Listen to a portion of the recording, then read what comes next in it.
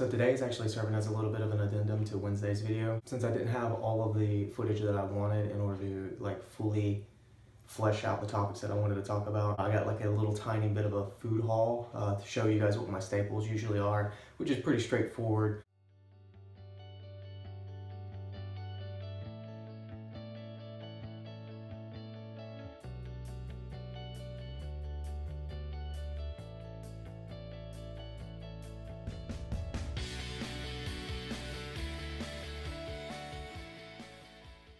And other than that, I wanted to just really kind of touch on the idea that, because I mean, a lot of people have this tendency of thinking that eating healthy costs a lot of money.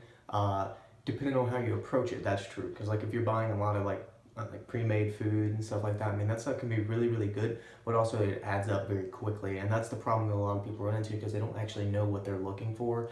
Either that, or they don't like the food that they think is healthy, or that people tell them is healthy, which is all well and good. Everybody has different tastes as far as that goes.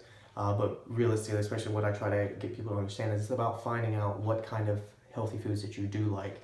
It can take a little bit of doing, and especially if you're a very texture-oriented person like myself.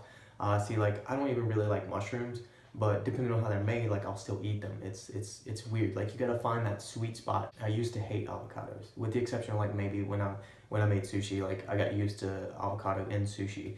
But other than that, texture-wise, it was completely out. I didn't like guacamole, nothing like that.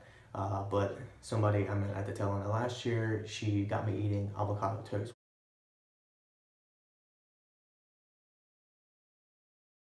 which was a completely different way of me actually sitting there and enjoying the food. And whether it's a taste thing for you or whether it's a texture thing for you, depending on how you make it, you can either hide that weird texture that you don't like, or hide the flavor that you don't like. For instance, it puts sriracha and salt and stuff like that on top, pepper in particular. I do pepper and paprika. What it all boils down to is making the food the way that you like it, or the way that your family, your friends, or whoever you're cooking for likes it. And sometimes it's a lot about getting outside of that comfort zone, along with the whole idea of all this, get out and enjoy something new, do something different. Food plays a huge part in that, because obviously food is a necessity for life. I know I've touched on it before. I used to hate broccoli when I was a kid. I eat a ton of it now. It's literally one of my staples. I eat that more often than pretty much anything else in my diet. I eat a ton of bananas, easily a clutch of bananas a day.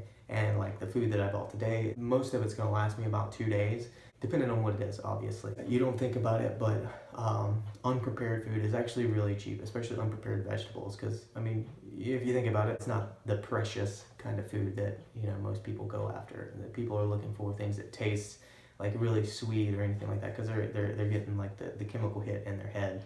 So ooh, that tastes really good. Which, that's not to say that these other foods don't taste really good. It's just really about exploring and figuring out what really works for you.